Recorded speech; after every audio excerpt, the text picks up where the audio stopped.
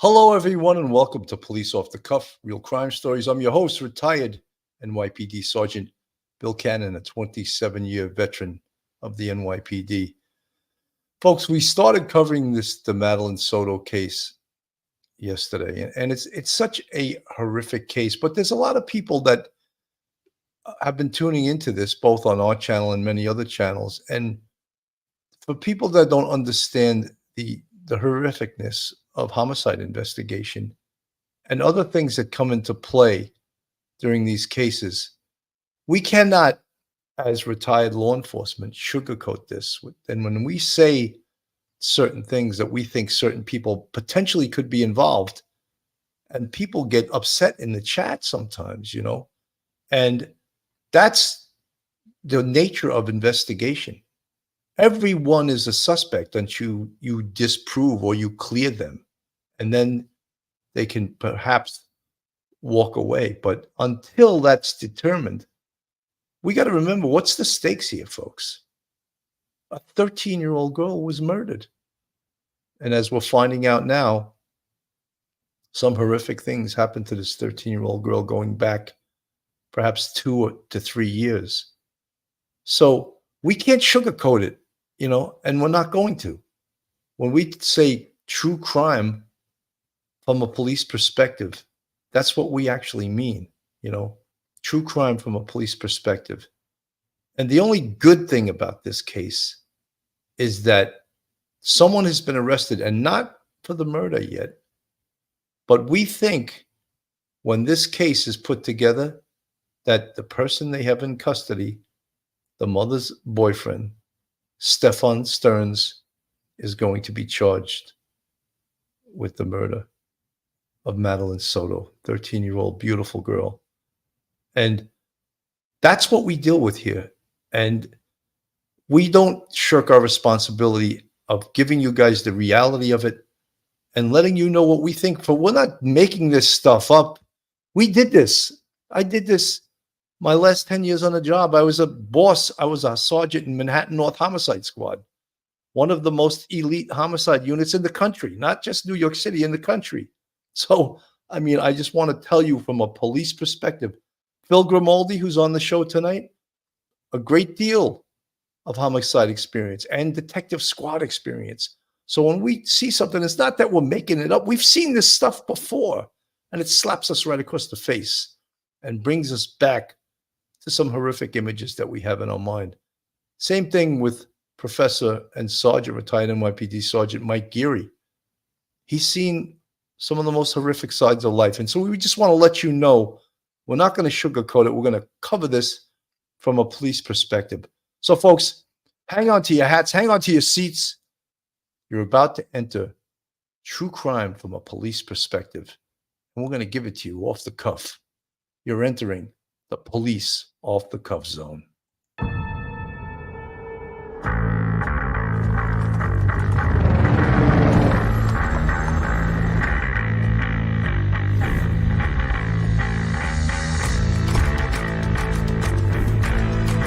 There has to be some common sense. Yes, sir. They have the car stopped at 10th and Ranch, Michael Byler. We still don't know who pulled the trigger.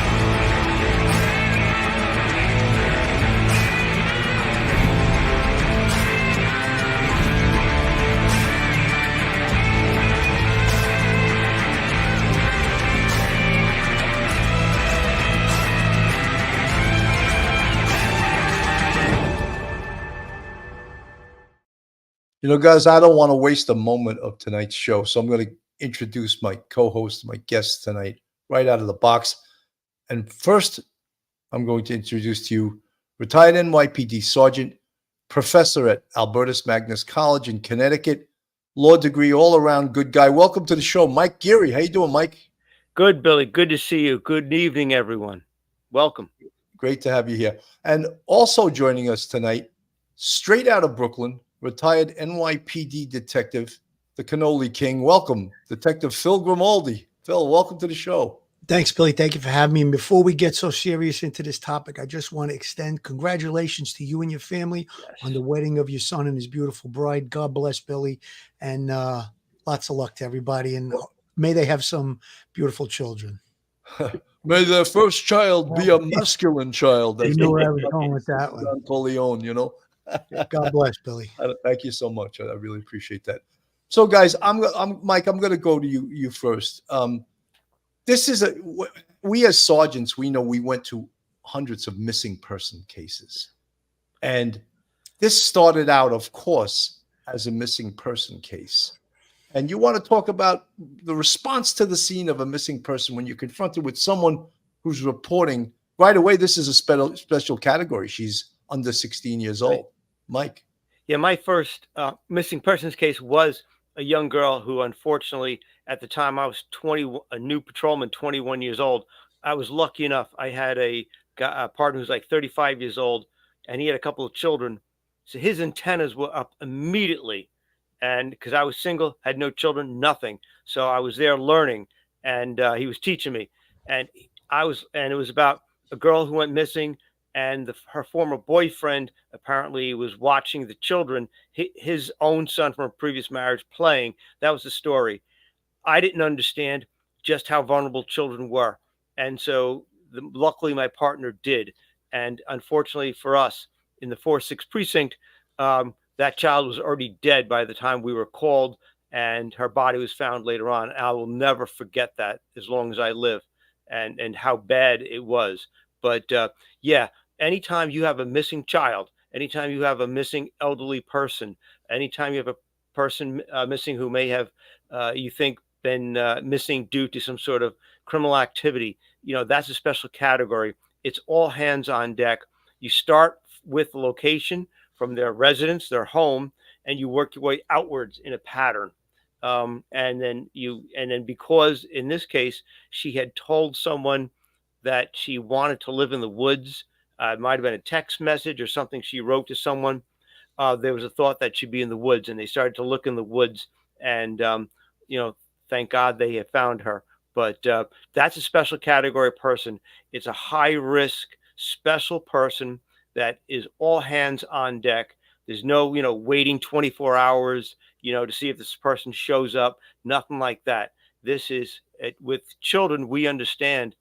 I think the FBI is even, when they gather all this data about missing children and things like that, a missing child has, unfortunately, in many cases, within if they're dead, they're dead within 24 to 48 hours of them going missing. So the clock is ticking immediately, and luckily the police did a great job with this case. Absolutely. Phil, just on a personal note, I know that you have 3 daughters. Yes. And so a case like this, and even cases like this, when you were a detective on the NYPD, they hit you hard, and you always remember cases like this. And they stay with you. And in the middle of the night, sometimes images from some of these horrific cases that we viewed while we were on the NYPD come back into your psyche.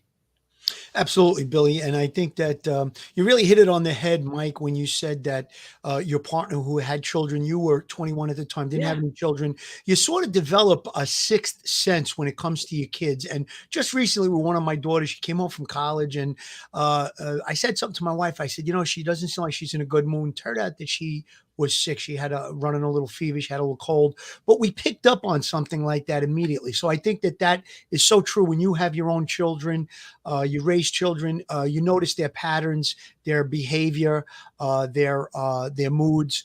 And if something is out of the ordinary or something's off, you tend to pick up on that rather quickly, especially when you're really involved in your children's lives. Now, to school in this particular case, normally, I think from when my kids didn't go to school, if we didn't send a note or notify the school in the morning, by 10 o'clock in the morning, they were calling and leaving a message, your child wasn't in school today. Sometimes even if we did send a note or if we did notify the school, we would still get the call. So that's one of the things that, we suffered through the lockdowns, that the kids weren't in school, and there was probably a lot more cases of SA because of that.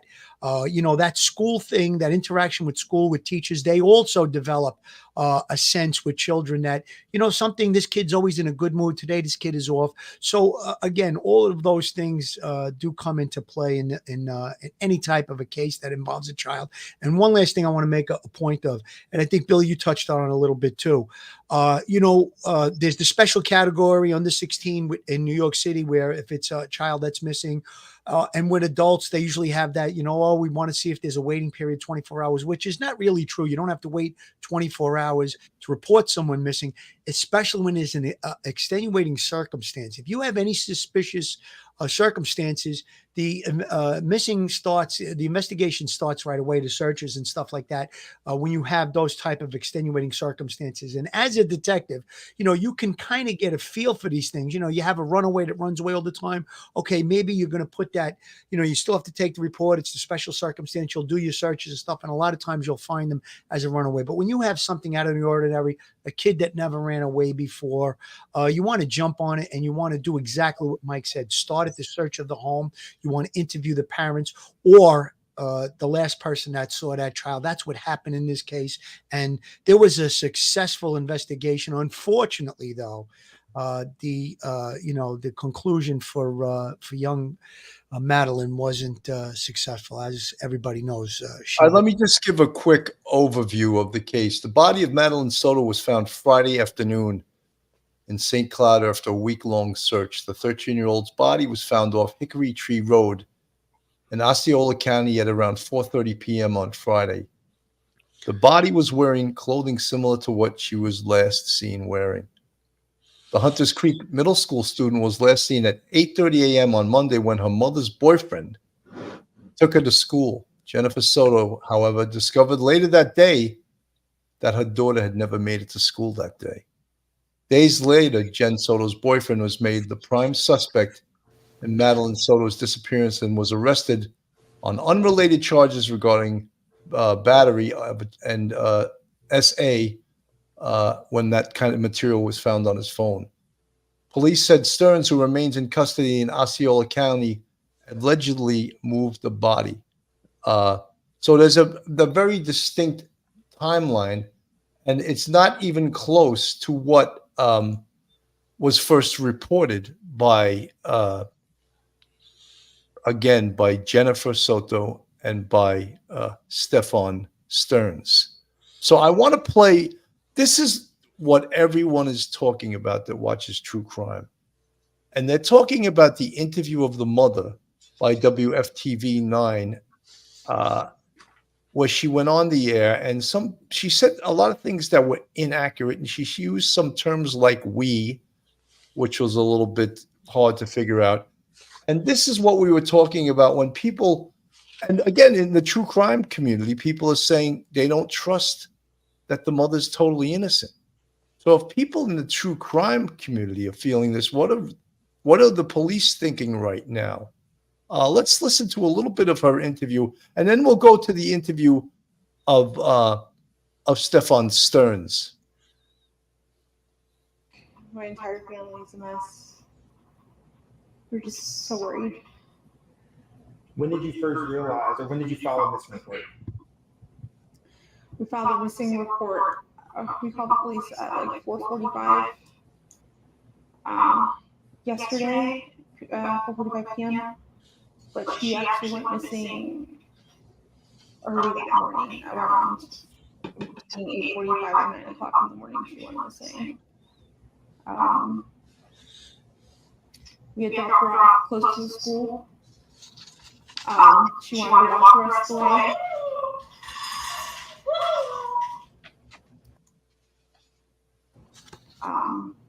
She wanted to walk the rest of the way.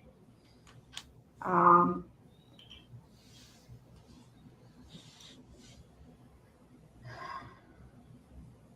not sure what I'm not allowed to share. You share whatever you feel comfortable sharing. I know you had conversations with detectives. Not sure what that conversation is, but whichever you feel comfortable sharing, that we'll put the awareness out there. Yeah, she was spotted walking by the church, by the middle school on the cameras. They saw her hang out in the parking lot for a little bit and then get up and leave. They didn't see a vehicle or anything else. They just saw her walk away. I would like to know where that information came from, because that's totally not true.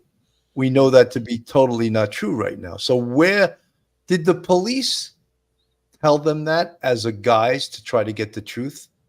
Did they tell them that inaccuracy to try to get Stephan to come forth? Because I guarantee you he was a suspect much earlier than that saying he was. I think he was probably a suspect Monday afternoon when they first reported her missing.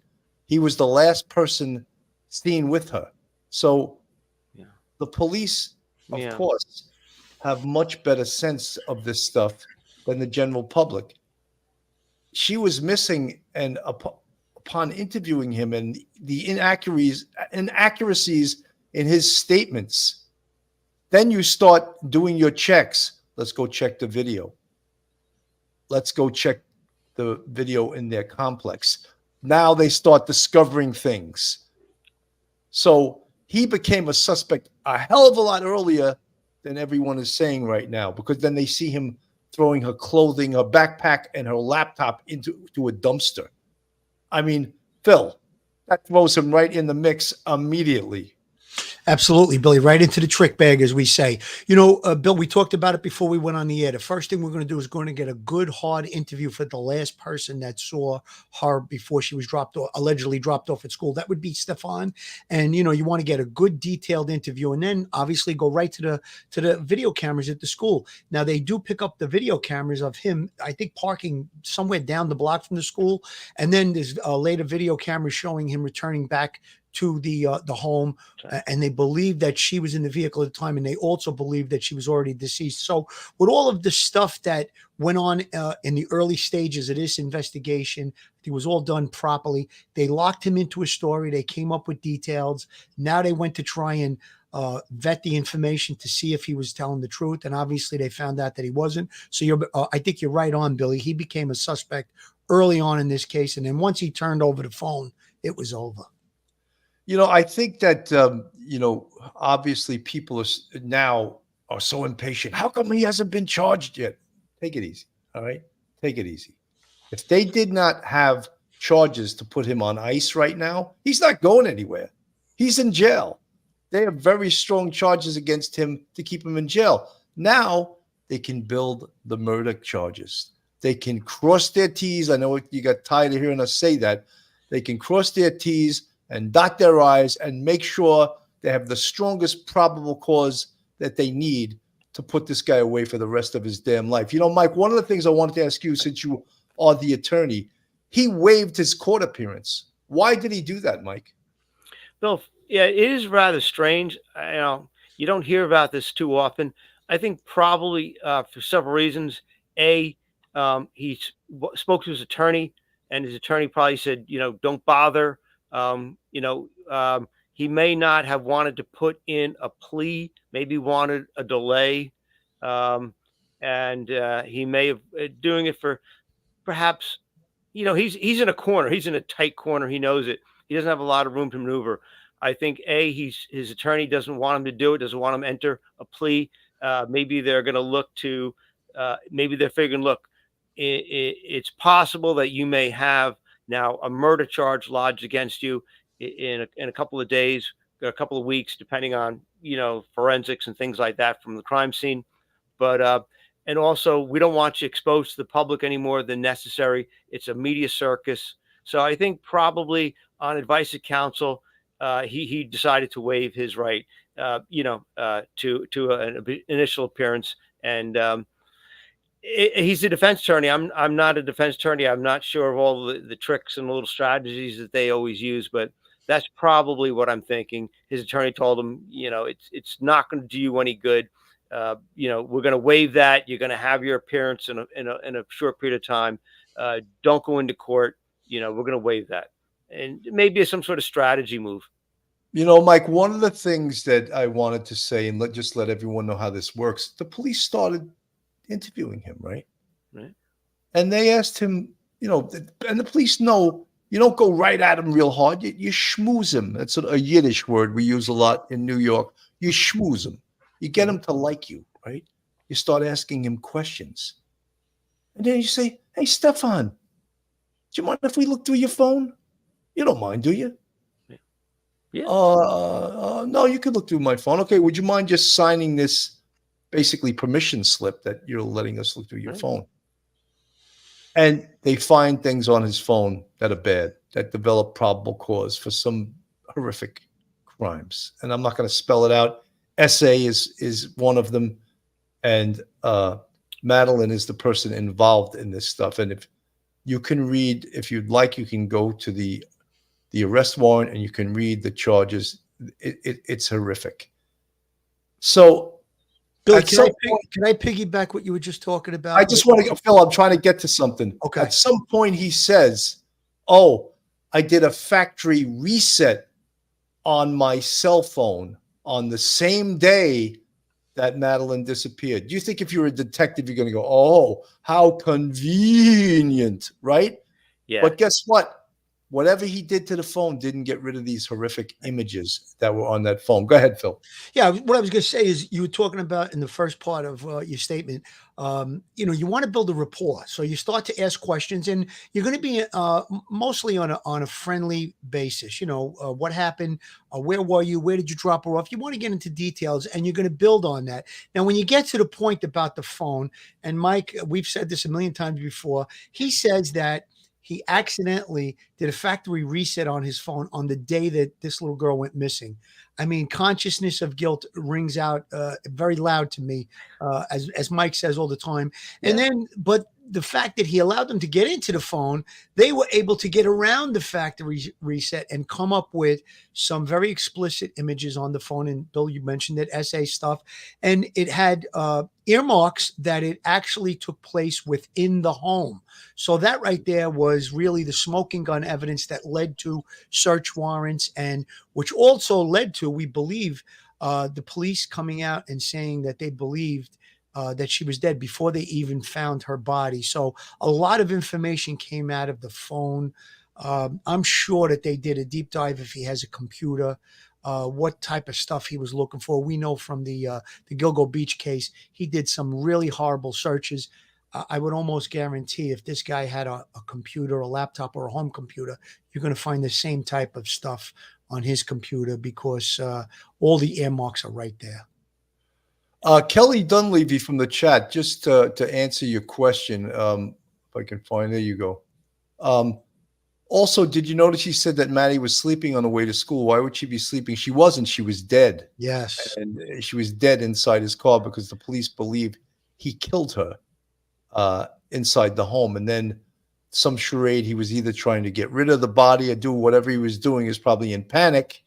And that's why he said she was sleeping, in case maybe he had a thought in his head that, oh, maybe this was caught on camera. So let me say she was sleeping. I want to play a little bit of this Savage's interview.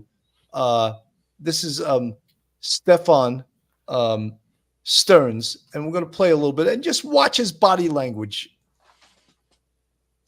And last name is spelling both out for me. Stephan Sterns, STEPHAN STERNS. Or so Stephan, you seem very emotional right now. Explain to us. I dropped her off. Everything looked fine and I drove away.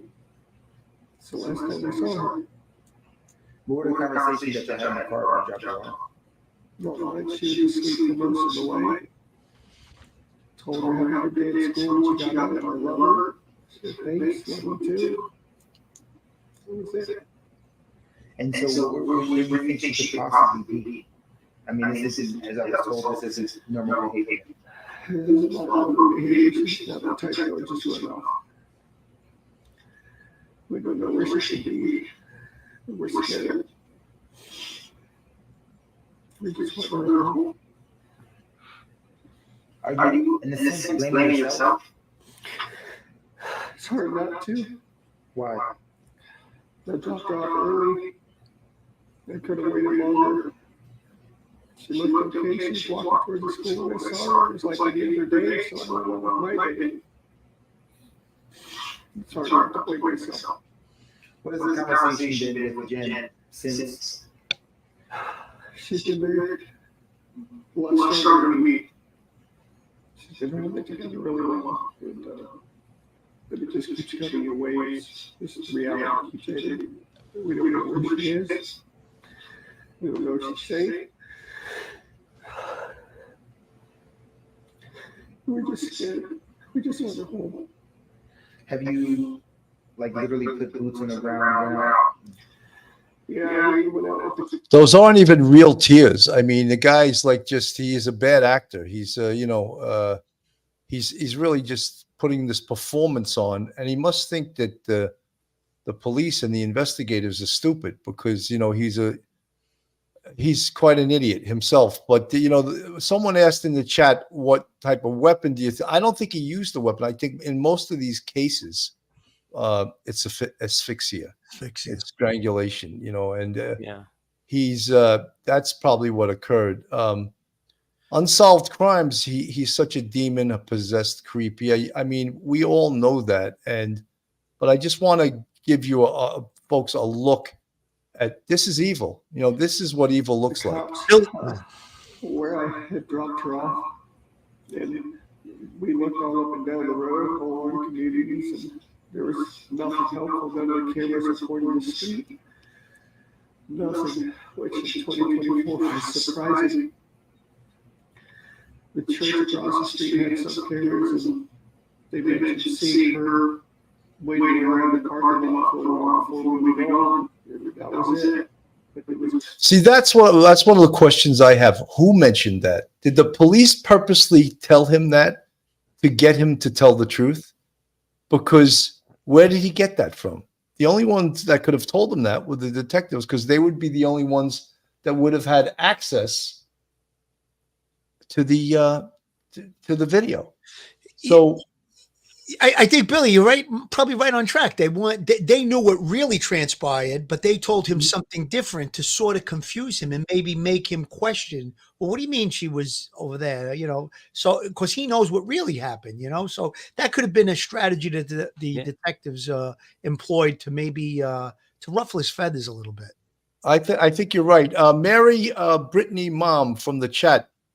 There was at Schmitty, there's a pic of his car from CCTV showing a spare tire left rear. Farmer saw him changing it and called a tip-in after the press conference about the car, the type of car he drove. And that's, again, where they began, in addition to video and probably other checks, including potentially GPS on a cell phone. That's where they began the search for the body.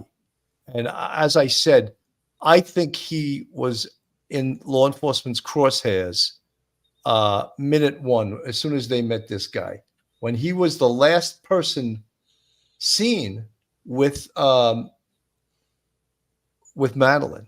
Then I believe that they were just building the evidence. And again, I know a lot of you guys say, "Oh, why don't they can't just arrest him? You need something called evidence," And I want to play the chief, and he's going to talk a little about the timeline here and what occurred. Our detectives have determined that Madeline was never dropped off on the morning of February 26th near her school.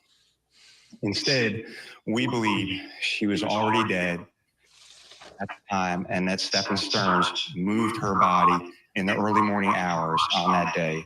We have video evidence that shows Stephan Sterns discarding items in a dumpster in that apartment complex in Kissimmee at 7:35 on Monday, February 26th.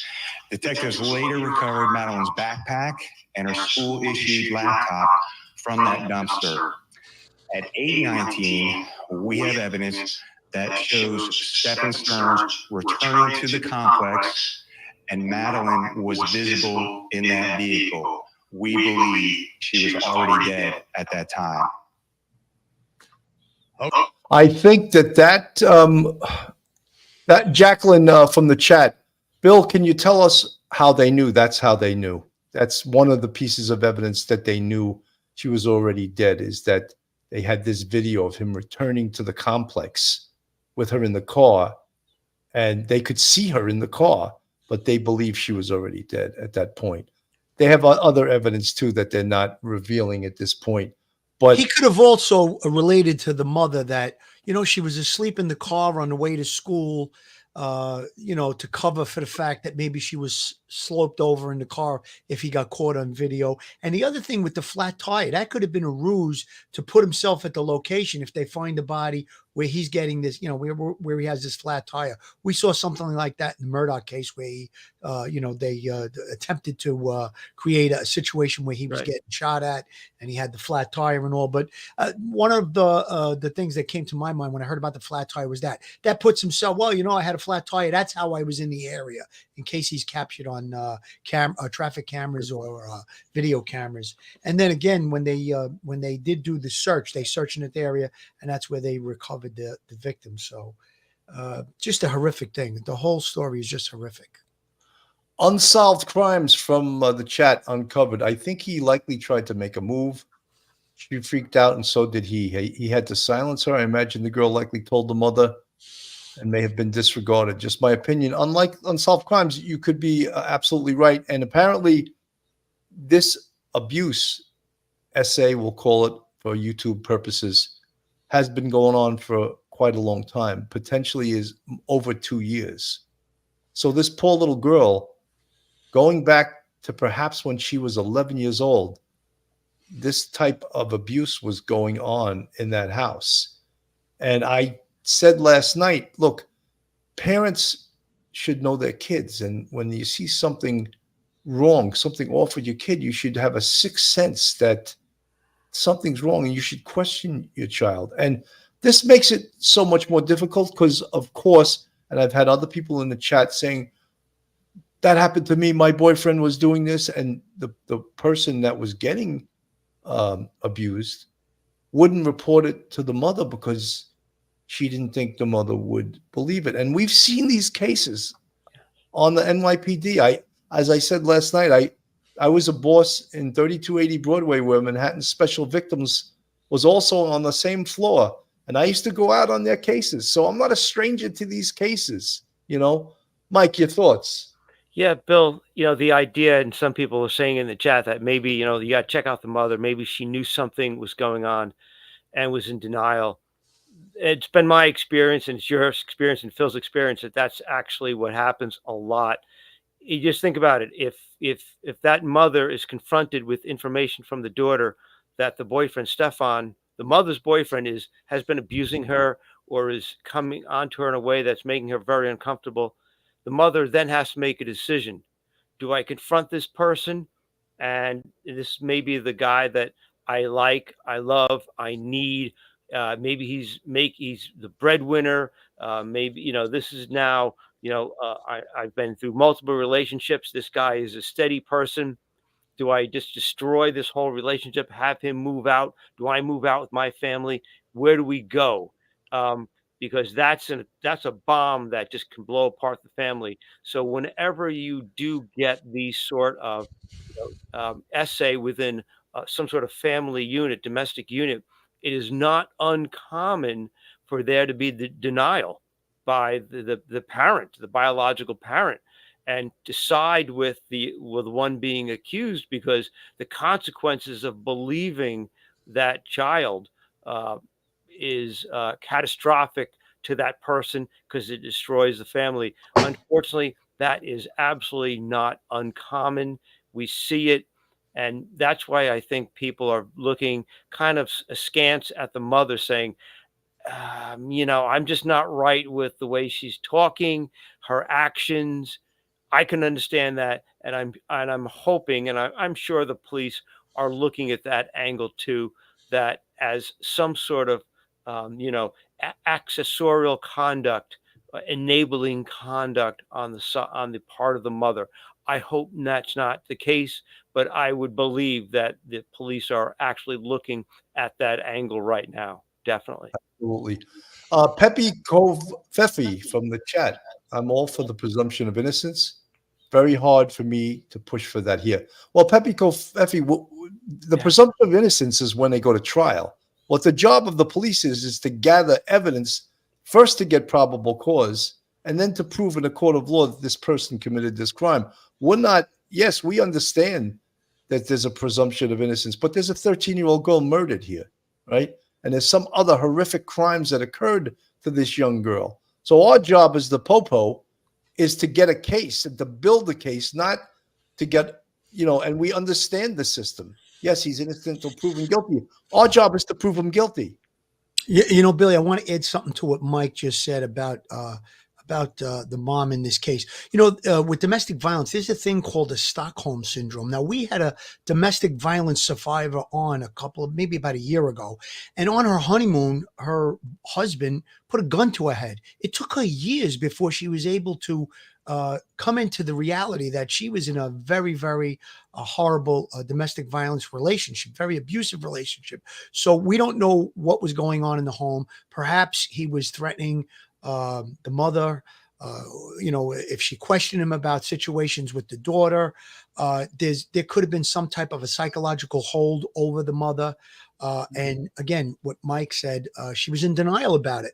But I would think with 2 years going on of this abuse in the home, somehow or another, the mother had to pick up on it. And like I said, when you have Stockholm syndrome and a domestic violence situation in the home, perhaps he had that much of a stronghold over her that prevented her from questioning it once he dismissed it. Yeah, I think there's no doubt that this was going on for a long time. And, as much as some folks object in the chat of us pointing a finger perhaps at the mother, if the mother's innocent, that'll be determined. But as investigators, as the police investigating a horrific case like this, we must look at the mother. We must also see if she's involved and see what she knows. She doesn't get a free pass. And again, horrible what happened. But could there be the potential that she was involved? Yes, there could be. Folks, this is Police Off the Cuff, real crime stories. If you like real crime, true crime from a police perspective, then go on our YouTube, hit that subscribe button, give us a thumbs up, ring that bell, hit the like button, share us with your friends and family, but join the Police Off the Cuff Real Crime YouTube. Also, if you want to contribute to us, we have a Patreon with 3 different levels, and we also have a YouTube channel membership with, count them, 5 different levels, and we appreciate all of our subscribers, our friends, our families that are tuning in to true crime from a police perspective. Yeah, I wanted to talk about, okay, he hasn't been charged yet. He hasn't been charged with murder. So how do we know? How do we know that he's the guy? How do we know, Phil? Well, I think we talked about earlier the images that were captured off of his phone puts him in the trick bag with the charges that have already been leveled against him. Now, there's video surveillance that they picked up by the school and then returning back to the home. They've obviously were able to examine that video and conclude that perhaps she was already deceased. So he's definitely the last person to see her. He goes to the school. He returns from the school with, we believe, her in the car already deceased. There's other things that we don't know that the police have as far as evidence. The crime scene at the home, the crime scene inside the vehicle could have provided blood evidence, DNA evidence, hair follicles, fibers, all different types of things that would be found in a crime scene if a victim who was killed was transported. And then we have, I think you brought it up before, Billy, we have the cell phone technology, which is going to give the geofencing the map of where the cell phone traveled. Again, I talked about that spare tire, the flat tire. Maybe he did know that the cell phone was going to put him at a location close to where the body was found. So he uses the flat tire as the reason for him being in that location. And again, we don't have the case folder in front of us. We didn't read it. We don't know. The police aren't revealing every bit of information, every bit of evidence that they have. But from what I could see here, I'm comfortable with the fact that they're calling him the person of interest, the suspect, and it looks like he's probably going to be charged with this murder very soon. Folks, some people in the chat are asking, the police believe that the murder happened in the house. Mm-hmm. That's what they believe. So that is why I had spoken about it on my show last night when I did a solo show. Of course, the home was subject to a search warrant. Do we know what they recovered inside that home? Do we know if they recovered blood? Do we know what they recovered? I'm not going to get graphic, but the home is a crime scene. Stephan's car is a crime scene. The body location where it was recovered is a crime scene. The body itself is a crime scene. So all of these things are potential areas that the police will collect evidence that will link Stephan to the murder of Madeline. And that is the evidence that's going to put him in, and that's the evidence that's going to get him indicted for murder. Mike. Yeah, Bill, as Phil's talking, I'm suddenly starting trying to analyze it myself, the crime scene from here. And I'm thinking another important thing is if they see any sort of blood or DNA in her bedroom, which would indicate that she's suffering some sort of physical injury, which or if they can determine the time of death with that would put the death perhaps theoretically within a time frame where he he perhaps alone would have actually have been in the area where she was, that there was nobody else. She didn't die at a party, or a time in the home where there was other adults in the home. So that's really important. But you nailed it right on the head. He's suspect number one. He's in the crosshairs. He's lawyered up, so he's not going to make any more statements. But if they can find some sort of DNA, blood, that sort of thing, that kind of corroborates the theory that they're working on about how and where she passed away, then you will see, absolutely, like Phil said, you will see him being charged with the murder shortly. But people need to have patience. He's not going anywhere. He's facing very, very important charges, very serious charges. It's not like he's going to get a desk appearance ticket in 2 hours and be gone. No, he's in jail. He's going to sit there. He's going to cool off there until they get everything. So I'm from what I see, from what I can read and what I see on from doing research in this case, the Kissimmee Police Department, they're doing an excellent job. Their homicide unit, their special victims unit, they've done an excellent job with this case, and I give them a thumbs up. And probably they can continue to do an excellent case. But remember too, there's a lot of evidence. People see crime shows on TV, everything's solved in 45 minutes. No, a lot of stuff. It's going to take weeks to get, as Phil said, cell phone data. Data from when they send blood and things to a lab. These take a while, so people need to be patient. But he's not going anywhere anytime soon. Probably for the next few decades, he's not going anywhere. I think you're right. Let me just put this up on the screen. Investigation into Maddie's disappearance and now her murder has been a multi-agency effort. Officers and deputies from Orange and Osceola counties worked together, hoping for a positive outcome, but prepared for the worst. Authorities ultimately finding Maddie's body in that rural Osceola County field. Joining us this morning is Dave Nutting, a retired detective and law enforcement officer. Dave, it's good to see you this morning. Good morning. Good morning. Thank you. What a tragedy, how this ended. And as we now get really deep into this investigation, what are next steps now? We don't really need him to explain that. We're here to do that. But so discovering the body, and that in itself was another monumental investigative event, because things just don't happen by accident. Investigative link things to each other. Investigative steps. The police take certain steps. They divide themselves into teams.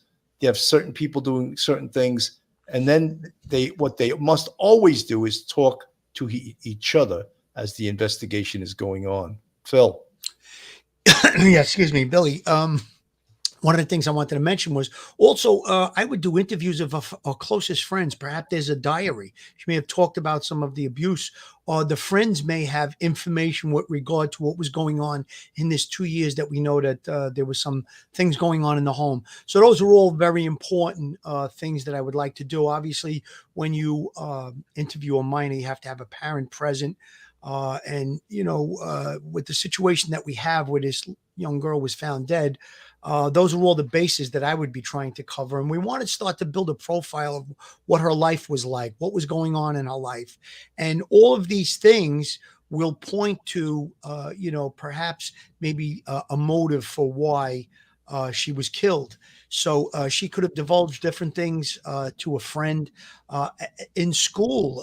There might be a counselor that might have had some indicators of what was going on. So those are all the things that I'd be doing. I'd be interviewing the friends. I'd be interviewing family members. I would also be doing interviews inside that school. And with regard to the mom, whether she's innocent of any of the culpability in this case, I'm sure she's going to be kicking herself, thinking, wow, I should have noticed this, or I should have noticed that. Or perhaps she did question things. And with the situation that was at hand, like I talked about earlier, if it was Stockholm syndrome in the home, any type of abuse, she just let it be dismissed.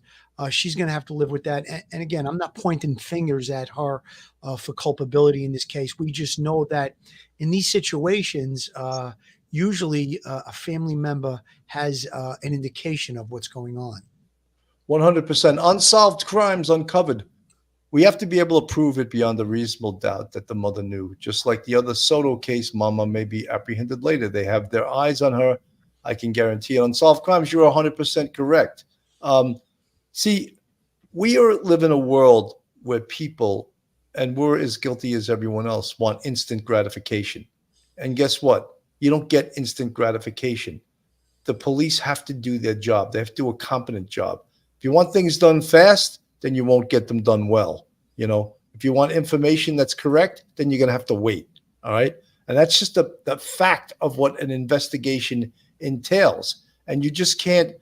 I know we get impatient and everyone's, oh, when's the mother getting arrested? Oh, how come they haven't arrested the mother? But, well, because they're digging into this. They're digging in. Look, you see on screen right now, right? Stephan Sterns. And luckily, the police did such an outstanding job that they had some other charges to hold him on these charges so that he couldn't take off, because he knows what he did. He knows the crime that he committed. And he hasn't even been charged yet with the main crime that I guarantee you very shortly he's going to be charged with. So he knows. And this poor little girl who had been preyed upon, potentially for in excess of 2 years. And, we want to protect our children, and I, as a parent, know you can't be everywhere. You can't be with your kids 24/7, and things can happen to them and you can't protect them. But you have to try, and you have to notice things in their behavior that are warning signs of something bad happening. Mike. Yeah, Billy, this isn't a totally unique situation. We've seen it where you have, a man who's entering the household with the woman. He's not the biological father of the girl, and this sort of essay happens. This is not unique, not strange, not abnormal in any way. And unfortunately, this is a pattern that goes on. It's repeated and repeated, repeated. But there quite often is, as Phil said, somewhere along the line, there is some talk, some clues. Maybe they weren't picked up on, maybe they were ignored, but that maybe some of her friends have talked to her. Maybe she's mentioned something to a friend. But, even with all of our awareness of SA today, totally different than, 30 or 40 years ago, so much does slip by because, a primary caretaker in the house, like in this case would be the mother, the biological parent, uh, may be busy, may not be paying attention, may perhaps, unfortunately, in some cases, actually, turn a blind eye to it. But there are tragedies, and there's it just hits everyone hard. I've like Phil and Bill. I've got three daughters too, and I'm just like you just can't imagine this stuff happening. But it is not uncommon, and the most important thing we could learn from this, and that people could take away from this, is that to be extra vigilant with children, with your own children, letting them go and be at strangers' homes and watch them. Be careful, because unfortunately there are predators out there who will strike at opportunities when they're given.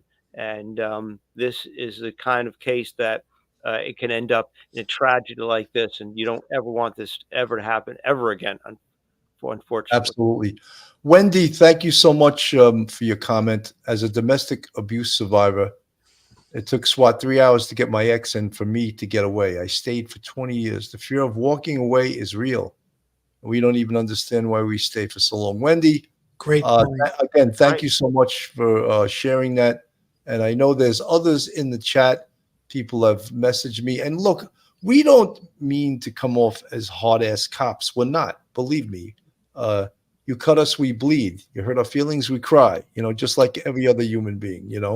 But we have to look at these cases differently than civilians, because someone has to be held responsible for this, and we have to do our job, as hard as it is, as hard as it may be to accuse someone of something this horrific. And that's why you have to build evidence and make sure, again, cross your T's, dot your I's, have a good case, so that when the case is handed to the district attorney, that they have a solid case that they can get a conviction with. Phil.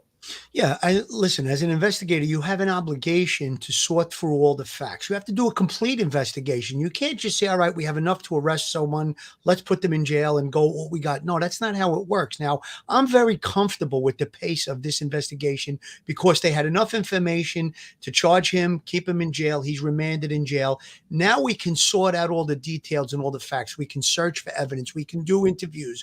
We can put all of these things together. And like Billy just said, now we're going to present it to a grand jury. We're going to move forward with the prosecutor's office, and we're going to go to trial eventually. But with the pace of this case, whether or not the mother is culpable, that remains to be seen. It based on what the press conference, what they said in the press releases, was that they don't believe that she was involved. However, there's going to be extensive interviews going on, and other evidence may be developed that will definitely say, you know what, she wasn't involved in it. She had no idea of the abuse, or perhaps there could be something that she could be culpable for with regard to the things that were going on in the home with regard to SA. So as investigators, you get this case, you have to start at square one. You have to move in the direction that the case takes you, all the evidence takes you. Now, once you have a perpetrator in your crosshairs, he's brought in, he's talked to, there's enough to arrest him. We hold him now. We can slow the pace down a little bit, but still continue to do all of the different things that we talked about. All the cell phone work, all the computer work, all the interviews. Now we're going to put it all together. We're going to evaluate it. We're going to realize, you know what, some of this stuff is really not pertinent, but look at all of these other things that are pointing the finger at the person of guilt. And in this case, we believe that to be Stephan Sterns. Absolutely. Again, Johanna Mancarella, thank you for your input. The Stockholm Syndrome is true. I was groomed when I was 12 years old. I still deal with that. Like, I made excuses for this 24-year-old guy. Nothing happened because he didn't have the opportunity. Well, Johanna, thank you for mentioning that. And there's others in the chat that share things that I'm sure are uncomfortable. A lot of these things bring out bad memories for some, and we appreciate that. And we appreciate you guys sharing some of the stuff that you're sharing with us. I just want to look through the chat. Teresa Dill, I bet he drove with her to the school area and then back home so it would show on GPS. Yeah. When he got back home, do stuff in the garage and reset his phone. Teresa Dill, you're very perceptive. I think that's a good chance, because he had to know. Well, he was smart and stupid at the same time, because he did that, and now he's caught on video throwing out her property into a dumpster where they found her laptop and some of her clothing. And here he is trying to do things where Professor Geary would say consciousness of guilt, There it again using that term, but he gets caught on video trying to cover his butt, and not that smart. Mike, your thoughts? Yeah, Bill, I just want to piggyback on what Phil said, and he's absolutely right. He's in jail. We're holding him. People don't realize that, the police and the district attorney's offices are two different institutions. The police want to make the arrest. They got the arrest for the images on the phone. Those are serious felonies. All right. Now you're looking at him as suspect number one for a homicide, even more, serious offense, the most serious offense we have. The prosecutors aren't so much concerned about having probable cause. The police may think they already have probable cause to make the arrest for the murder, but the district attorneys are looking, what if the police make the arrest for, what do they have right now in terms of information? But I now have to present that to a grand jury. I might have to present that at a trial if the person doesn't plead guilty. I have to win in court.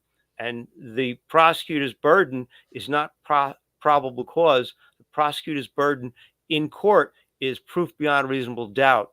So they're working very closely, absolutely, with the detectives, and they want to hold off any other further arrests, even if they have enough right now. They want to make sure that they get everything locked down, T's crossed, I's dotted, no loose ends, and they're going to wait and make sure they get all the information, blood work, everything from the autopsy, lab work and everything else, so they can move forward. And when they are ready to make that, and the prosecutors are comfortable with the police making that arrest for murder and then bringing it to court as now a murder case, they will do it. But they are absolutely all working together. They're all on the same page. The pace is going slow, maybe for some people, but it's the prosecutors are looking to have that extra assurance. So when they go to court, they've got it, hermetically, his guilt hermetically sealed, signed, sealed, and delivered. Wow, very well said. Winnie the Pooh, and you or two. When should our autopsy, tox, etc. be back? Since I'm assuming they already did it. Well, I'm sure the autopsy has been completed. They're not going to release that to the public, at least not now. The press may file a Freedom of Information law. The toxicology usually takes 6 to 8 weeks, and in rare cases, that they get it back quicker.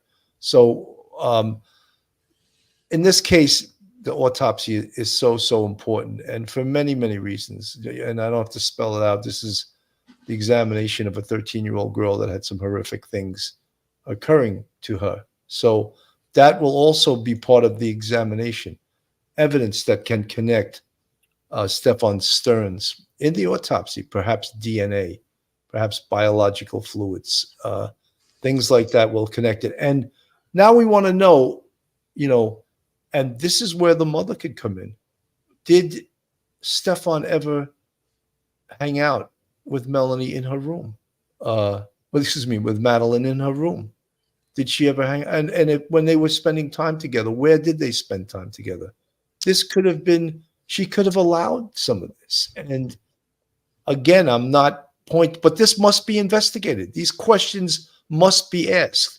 Now, the search warrant on the home has also been completed, and the crime scene unit has gone over that home with a fine-tooth comb.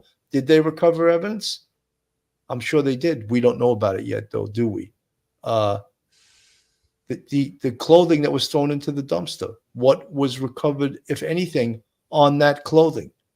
We know he said it gets difficult in known 2 cases. She was inside his car, so naturally her DNA is going to be in his car. But there's certain things that shouldn't be there, and certain things that they potentially will find in an examination of the body. For example, and I spoke about this last night, his DNA potentially under her fingernails if she fought back when she knew things were going really bad. It's human instinct to fight back. So all of those things are part of a homicide investigation. Guess what, guys? It's ugly. It's really ugly. But That's what this is about. And we have to tell you what the police are going to do, potentially what they found, and if they found anything. And for those that want an arrest yesterday, no, that's not going to happen. They're going to build a solid case so that this savage never walks on this earth again. Phil. Yeah, Billy, I think that as an investigator, when we're assigned to a case, I'm the assigned detective, let's just say, my obligation is to get justice for that victim. Now, I'm not going to do a sloppy job. I want to make sure that, when you bring this to the district attorney's office, all this evidence, all these different components, video, forensic evidence, physical evidence, all these different things. Now we have to work with the prosecutor's office, and we have to get 12 people sitting on a jury. That's the way our criminal justice system works in this country. 12 people have to come to a conclusion beyond a reasonable doubt that this person is guilty.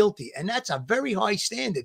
And we know that there are great defense attorneys out there that can, bring up this doubt and raise questions about the handling of evidence, or, just because my client was at a location on video, perhaps he did have a flat tire and things of that nature. So with all of that said, this is a very high standard that we have in this country, that we have to prove this beyond a reasonable doubt. That's why the pace of the investigation, I'm very comfortable with it. He's incarcerated. We know where he is. He's not going anywhere. Now we're going to build our case. We're going to work very closely with the district attorney's office. Perhaps there'll be some other search warrants. Perhaps there'll be subpoenas for telephone records, video records, computer records. Once all of that stuff is compiled, we get the autopsy results. Perhaps, I don't even know if toxicology is going to come into play in this case, but we'll get the toxicology results. We're going to put it all together. We're going to examine it. And now we're going to work along with the prosecutor. Prosecutor's going to do their job to present this stuff at trial, bring in expert witnesses, expert testimony. Perhaps there are eyewitnesses. There could be the friends that I talked about, perhaps giving some information with regard to some of the abuse that went on. And once we put all of these things together, now we're going to try to get 12 people, like I said, to agree beyond a reasonable doubt this person is guilty, and this person is going to spend a very long time in jail. Lydia Trusty, autopsies take about 12 weeks alone or longer. That's not true. No, they can have the cause of death the next day or almost immediately. Certain things, you're right. If they take toxicology, they do other certain tests. Yes, it could take that long, but the preliminary questions that they want answered was the manner of death. Is this a homicide? Is this a natural death? Is this a homicide, suicide, natural, accidental? Accidental. And so those things can be answered pretty much right away. But yeah, you're right. Some of the tests that they do in an autopsy take much longer than lab results will take that long. But the actual cause, like you just said, Billy, the manner and cause is going to be found at usually within the same day that the autopsy is conducted. I want to ask folks in the chat, and if you think that the mother, Jennifer Soto, had absolutely nothing to do with this, I'd like you to put a 1 in the chat. If you think the mother, Jennifer Soto, was involved in this, I want you to put a 2 in the chat. I just want to get an idea of how the chat is thinking, because there were some people last night that were very upset that we suggested that the mother must be investigated and must be looked at, because she had a lot of inconsistencies in her interview, and she used terms like we dropped her off. Well, you weren't in the car. And what do you mean we dropped her off? What did she mean by that? Those are slips that sometimes mean a lot, and sometimes they can be explained away. It's disturbing. I'm seeing a lot of 2s in there, Billy. I'm seeing a lot of 2s, a lot more 2s than 1s. Yeah. So then most of you guys understand that at the very least, the investigators must dig deep and to see if she had any culpability in this at all. And many would say, and I'm not looking to criticize this woman, that she should have seen this. She should have had intuition that, something. A man that's not related to you, unless you 1000% trust him, shouldn't. And apparently their relationship was over. He was living in a room in their house. Why was he living there? That I don't totally get. I wouldn't want. I think that's asking for a problem. Having a man, and you're at work a lot, and he's in your home with your 13-year-old girl. I wouldn't. I wouldn't like that. Mike, would you? Would you like that? Billy, yeah, this fits a pattern. This fits a pattern. This is the kind of situation that leads to these sorts of conclusions. I just want to just make a real quick comment about what you said about her and what she said on the interview.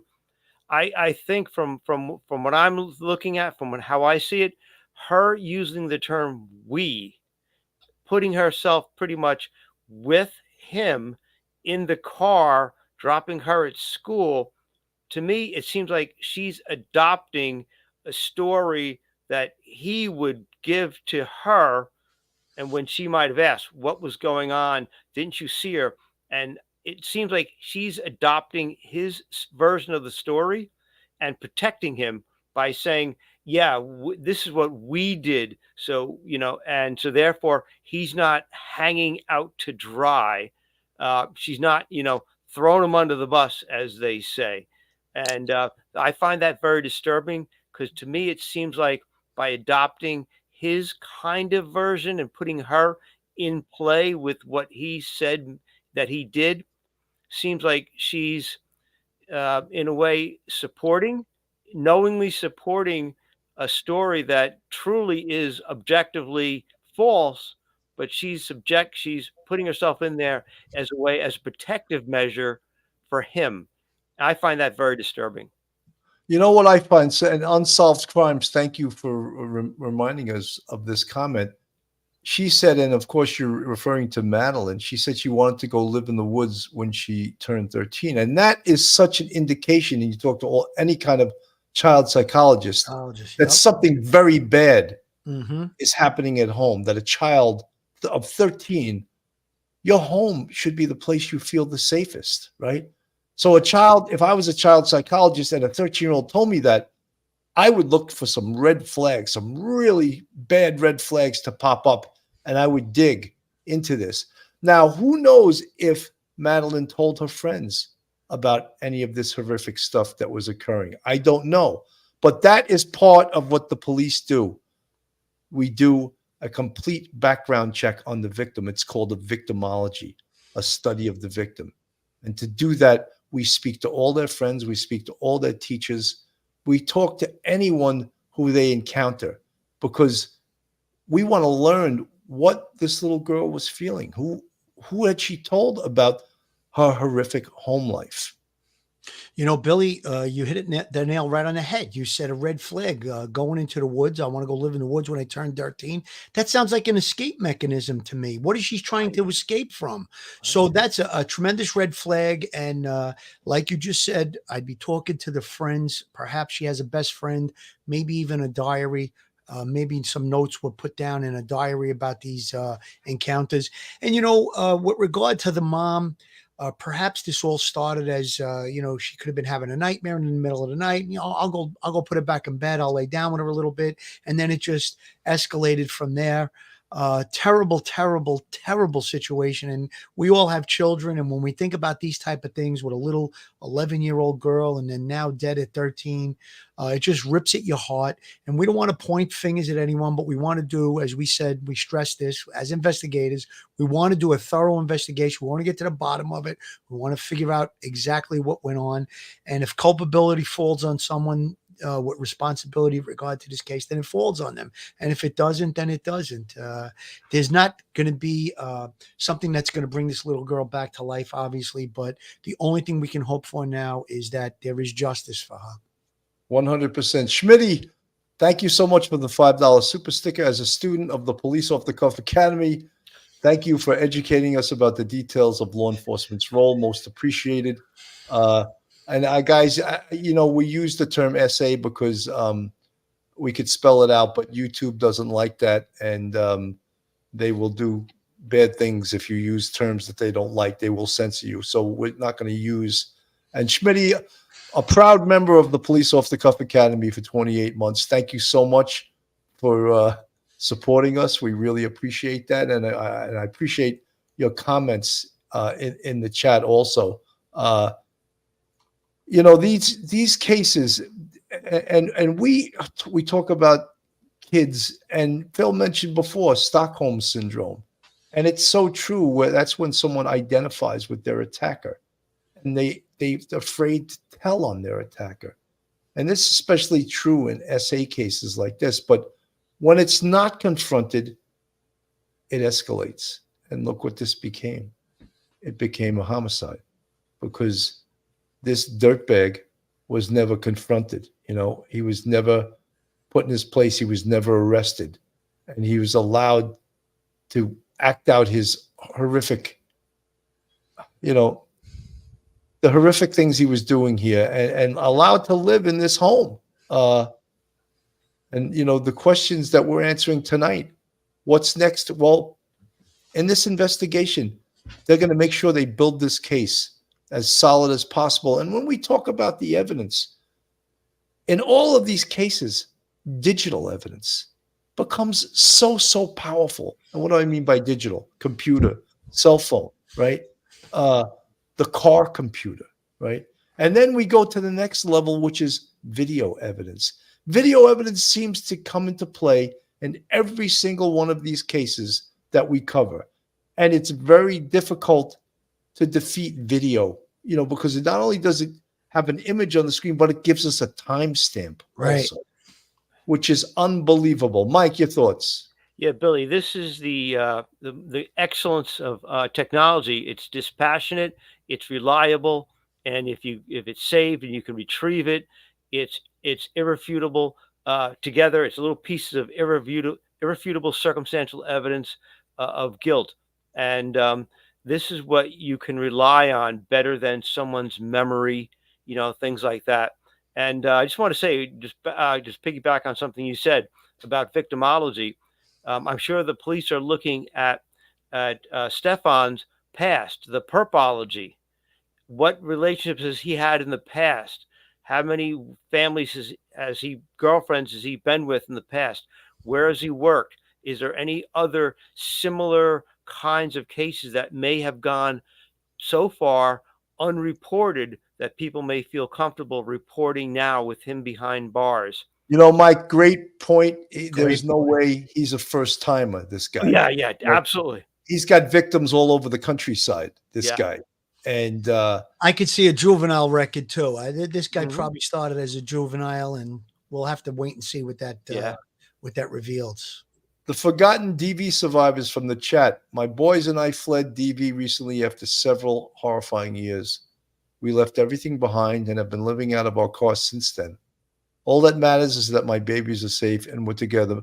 Miss, I take off my hat to you. Right. You're a brave individual. And something, the horrible thing about that is that in many places, women don't get the support they need to leave an abusive relationship. And that's what's needed. That's what's needed. Women and that are survivors of DV, they need the support so they can go out on their own and strike out. You still gotta make money, and if the abuser is the breadwinner, you'll be reluctant to leave when you have to leave. And thank you, though, the forgotten DV survivors for that. God bless you, ma'am. God bless you. Absolutely. Scooby, from the chat, the interview of the two of them together is so disturbing to me. Mother protecting abuser. Thruple, I'm not sure what you mean by that word, but yeah, if that's what she's doing, Scooby, I agree with you. Jennifer, it's so very hard for us moms to understand how this happened, but when you actually have lived it, you see it clearly. The grooming, manipulation, and mental abuse in general. Jennifer, thank you so much for your comment. Good point. And Johanna Mancarella, you're giving some amazing input tonight. I think he was smart prior to her murder. I don't think she's the only victim. Smart enough to be under the radar, but after he killed her, he became dumb due to his nervousness because he killed her. Johanna Mancarella, thank you so much for your input. I think it's so important that you guys do put input into these chats because it really gets us to know what you're thinking about. The only thing I don't like in the chat is when someone accuses us of being callous and uncaring and cop-like. That's how they describe us sometimes. And believe me, every one of us here has the wounds from 20 plus year police careers, believe me, and the wounds are there, and you get those wounds because you do care, not because, and if you have an outward view of being hard, and because that's a survival mechanism to survive the horrific things that we see. And when you don't mean to be callous or uncaring or unfeeling, because we do care and we do feel. Phil, I want you to take a little break Joe here. Murray, attorney at law. Now, listen, guys, if you found yourself in need of some type of a criminal defense attorney because of a situation, a legal matter, well, there's none better than Joe Murray. Joe Murray is not only a criminal defense attorney, he's also a retired 15-year member of the NYPD, so he literally knows both sides of the fence. You can reach Joe at his website, jmurray-law.com. His telephone number is 646-838-1702, or you could email Joe at jmurray-law.com. Joe Murray is a big supporter of police off the cuff real crime stories, and we can attest to the fact that we think he's a terrific criminal defense attorney. And there he is right on the screen. Well, he was. There he is. He's back There on he the is. screen right now. Good man, So- Joe Murray. Good man. Absolutely. Helen from Australia. Here in Australia, we'd call this perp would be called a cutlass. Well, I don't want to read that. He's now arrested, but will not talk or even go to court or want his charges named in court. As I said, a gutless. We got you. Beep, beep. I won't We're say with what you, he Helen. said. We're with you on that. Low Uh, life. Post Flip USA. I wasn't going to comment until you mentioned DA's having a good case. That doesn't always matter. Peto's get away with it. Denver DA promised that he had enough to put Stephen Goodbread away for life. Well, Cove's Flip USA, this is just not the first charges. That's being used to hold him here. I'm pretty sure very soon they will be announcing murder charges against this guy. Chantel Penton, wish they will send this POS to my state prison. He would not make it, not even in protective custody. You don't mess with children.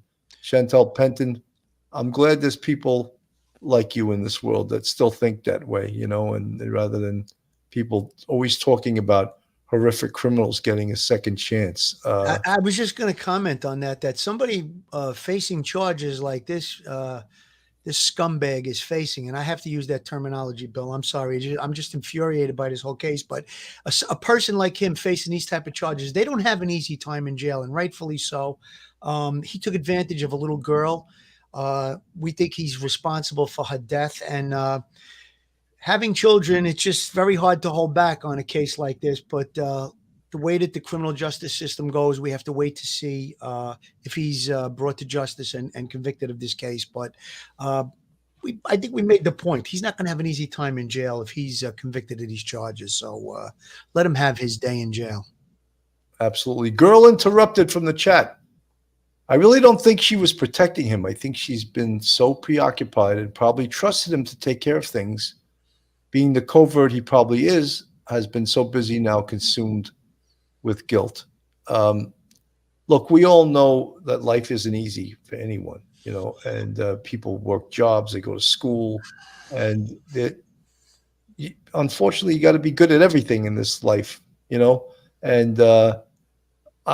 we have empathy, we have sympathy for her, but we still have to find out if what she did or omission. Mike, you can explain what omission is to the crew here. Go ahead.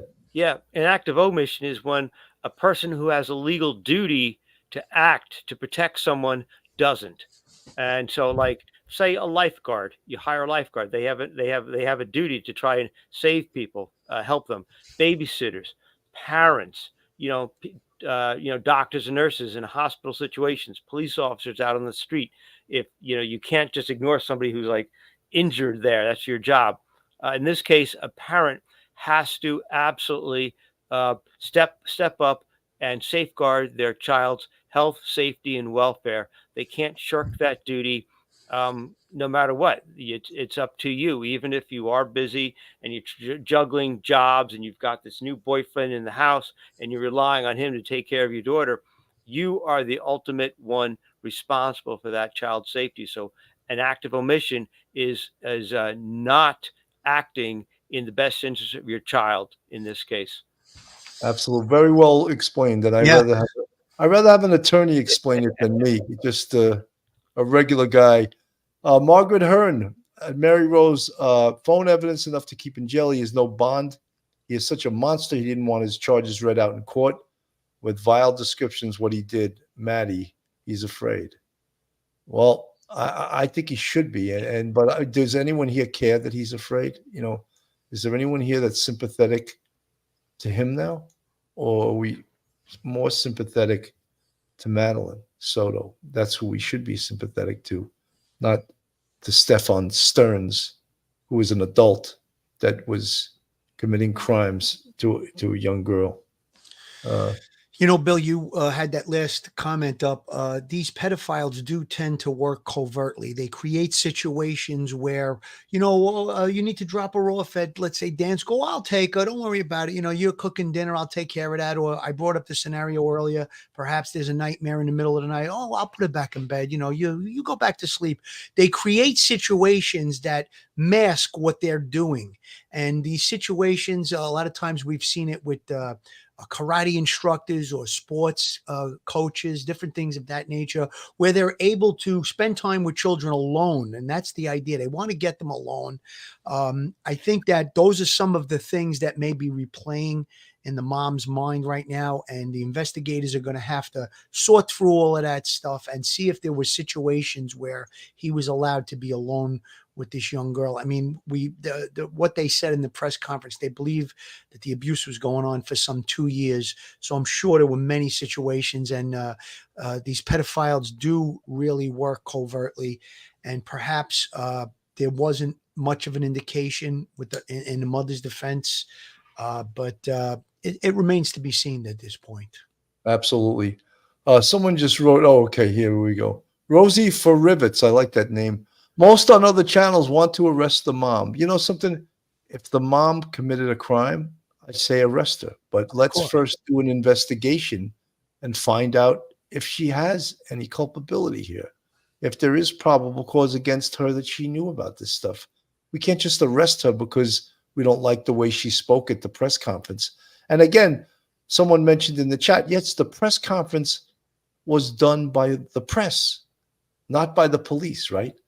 So what they say in a press conference on TV, can that be used against them? Yeah, it can, but they're not being questioned by trained detectives, trained law enforcement people. So they're putting things out there. And can that be used by law enforcement to say, wow, look at this. I'm not liking what I'm hearing them say. Absolutely. Mike? Billy, we had Patricia DeMango on, a judge, Supreme Court judge from Brooklyn, New York. She had a abuse case where a child was killed, and she tried both the boyfriend and the mom. And the mom was so egregiously involved, even though she didn't actually commit the murder. She gave the mom 5 extra years in jail. The boyfriend was given 25 years for the death of the little child, and the mom was given 30 years for having the knowledge, and the abuse had been taking place for such a period of time. And she omitted, as Mike just explained, she omitted to notify the police and report it. She got worse of a sentence than the actual perpetrator who actually killed the little girl. It was a pretty notable case in New York some years back, but Judge DeMango actually gave more time in jail to the mom because she never reported and knew of the abuse and admitted that. So she got more time in jail. So again, with these type of cases, if there is any indication that the mom is guilty of a crime, yes, by all means, she'll be arrested, charged, and brought to trial. We have to see what this investigation is going to reveal with regard to the mother. Absolutely. Bridget Mansoy from the chat. I hope I said your name correctly. Thank you for not reading the probable cause affidavit. Another YouTuber did, and I think it was the most disrespectful and invasive conduct I've seen. Well, I wouldn't do that. I agree. That's why I didn't read it. I referred you guys that are listening to this show, if you want to read it, it's shocking. It's horrific. It spells out the most vile things that occurred to this poor young girl. And I wouldn't read that on this channel. I would not. But I just refer to it, and we're all adults here. And if you want to read it, it's available to you, but you're not going to hear me read it on. That's on the this difference with other channels and us. We have the integrity not to disrespect a victim like that.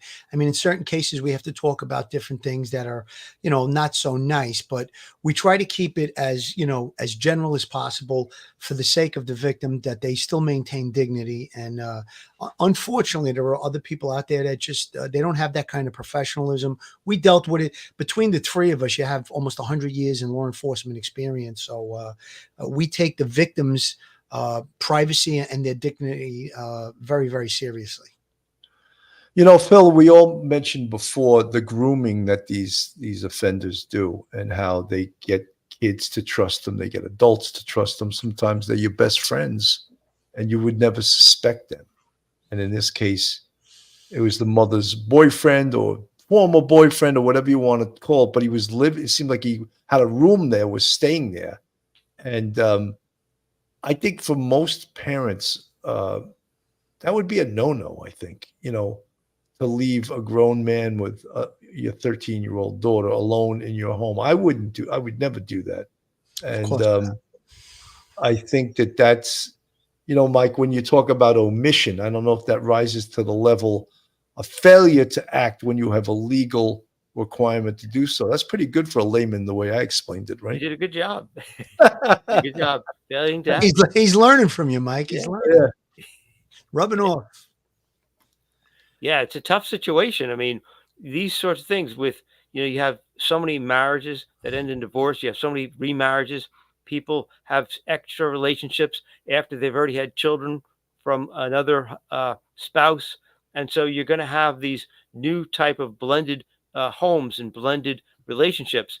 But unfortunately, there is a pattern that emerges with this sort of abuse with the wife and the new boyfriend and the daughter, and that those are the sorts of things that may not appear in the surface initially to be for regular civilians to see. Oh my goodness, that's a red flag. But as a law enforcement officer, you see these sorts of things, and you see them numerous times over the course of your career, and that is immediately a red flag. Is a presence of a male who's not a blood relative of that child in the home, who's living with the mother. That's just wave that red flag around, because that is in itself for anyone who's so inclined to SA, it is an opportunity to live with that victim for a long time and get away with it. And I'm sure for this guy, this isn't the first time this has happened for him. I agree. Dragonfly lady from the chat, could she have been nervous, anxious that the truth about what was happening to her daughter was going to be revealed? This is a distinct possibility. It is. And only trained investigators that deal with this type of crime all the time, they're adept and they're really skilled at interviewing in these types of cases. And so justice will prevail. Mary Rose, Madeline had huge dark circles under her eyes, probably always afraid to go. That's so Good sad. point. Good point. Yeah, that is. I noticed that. She did look like she had the dark circles on, and probably difficulty sleeping. It's terrible. It's just terrible. M. Farr, if the mom was blind or naive or just stupid, the kid still had other relatives. Why didn't the grandparents or aunt take issue with this man having? Well, because they were minding their own business like most of us do, right? Does everyone get intimately involved in their relatives' lives if they make a decision that they're allowing something? Can you go there and say, don't do this because of that? No. No one's they're going to say, mind your own business. Do we know where the actual father, the actual dad, he's estranged from the family? I believe so. I don't know where he lives. Anytime that my kids growing up had a sleepover, I always was very uncomfortable with those. I used to try to get the kids to come to my house. And if there was a sleepover at a friend's house, usually it was a relative. But what I would always try to do is try to find out who's in the home. Is the mother have a boyfriend? Is there an uncle living there? Or is there a downstairs apartment with a tenant? All the different things like that. Because, when we have young children, they're so easily susceptible to these type of things because they're young and they're innocent. They don't see things from our eyes. They see things from a child's eyes, so they could be very easily fooled into these type of abuses. So I was always very on guard with stuff like that. And I guess, listen, we can't point fingers at anybody or Monday morning quarterback, but it does seem like there was perhaps some red flags in this case. Let's be honest from the chat, and let's be honest. Thank you so much for this, and I know you guys that are bearing your souls from the chat. I really appreciate it, and I think it really helps people to understand this topic a lot better when you give your personal stories of what occurred to you. My story is so similar to this little girl's, except when I stood up to my abuser at 12, he didn't unalive me. My mom was clueless. I didn't tell her until I was 28. It's a very sad story, but again, thank you. Survived it, and thank you so much for being honest. Thank you for being honest. Yeah. Katerina Frodlova, they need to check cases everywhere he lives. He could do this for, Katerina, we said that earlier, that they need to do an investigation and, get his picture out there. And if there's any other victims of this individual out there, please come forward. Call this number. We want to know because guaranteed, he's got victims all over the place. Guaranteed. That's absolutely guaranteed. Margaret Hearn, hopefully law enforcement has CCTV videos of her movements Sunday through Wednesday, plus trace GPS or phone, laptop. Margaret, I think they do. I think they're on top of this 100%. And I think they've the police have done an outstanding job in this case. They really have. Everyone's saying that I hate to say this, but maybe she was pregnant, so he killed her. That if that's the case, they will find that out in the autopsy. Absolutely. All right. And that could that be motive? Yes. But he already has motive based on the horrible things that were going on in that house. So I know everyone's predicting this or guessing that could be the case, but I'm not sure. Guys, we're at over an hour and 30 minutes. Folks, I just want, if you're not subscribed, subscribe, hit the YouTube, hit subscribe, and hit the like button, that helps us on YouTube, and share us with your friends and family. This Police Off the Cuff, real crime stories, and we appreciate all you guys. And we're trying to put out our experience in these cases, and we appreciate, and I want to say this really seriously and very much emotionally, that you guys that are sharing some of these horrible stories, first of all, I feel for you. And second of all, I want to thank you for doing that, because I think you may be helping other people that are watching this show that are in the chat. Guys, I'm going to go around. I'm going to give you final thoughts. I'm going to go with you first, Mike. Your final thoughts, Mike. Final thoughts. Just want to thank everybody who's tuned in the chat and is contributing, and anyone else who still may harbor some anger towards us. The police have to ask the tough questions. They have to do it. It's part of the job. And only through asking the tough questions will you get to the bottom of any sort of, story like has happened to poor Madeline. And so, forgive the cops for having to do their job. They don't like to do it. They are parents too. They would not ever want to think that perhaps in this case, the mother would be involved, but they have to do it. That's the only way you're going to get justice for poor Madeline, is to ask the tough questions of everybody, and she deserves that consideration. So always please be patient with us in that regard. Thank you, Mike, and well said. Phil, your final thoughts. My final thoughts are this. When we were on the job, we did investigations. We got justice for victims. On this podcast, what I think we're doing is we're opening eyes to some things. We had some great comments in the chat. We had some questions. We had some people that revealed their own experiences with abuse. And I really, really want to say thank you to those people. And I really appreciate it. And I think I would like to do a show maybe on this case with Dr. Debbie to get a little bit more insight into, maybe opening eyes of people that are around them, that perhaps maybe they could prevent this type of thing from happening or prevent abuse.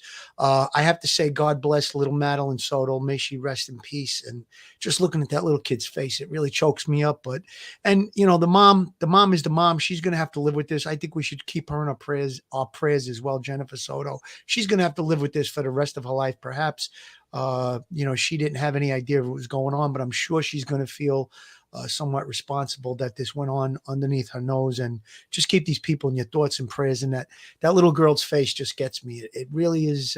It's terrible.